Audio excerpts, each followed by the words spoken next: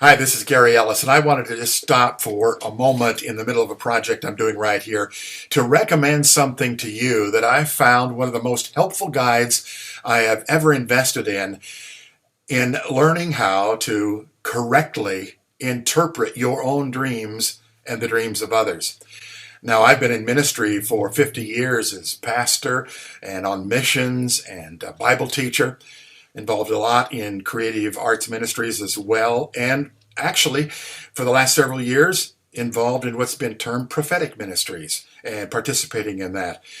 And I want to get more accurate all the time. And I want to know how God speaks all of the time in his specific language, which is the language of the heart. And so I've studied John Paul Jackson, I've studied Mark Verkler, I've studied Doug Addison, and those were all very good.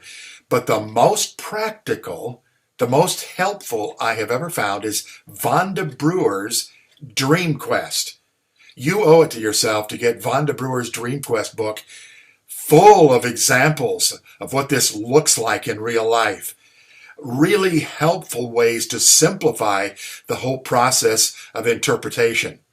And by the way, once you begin to understand that in your dreams, there's much information that can be applied to the prophetic and other spiritual gifts and words of knowledge in your waking hours too.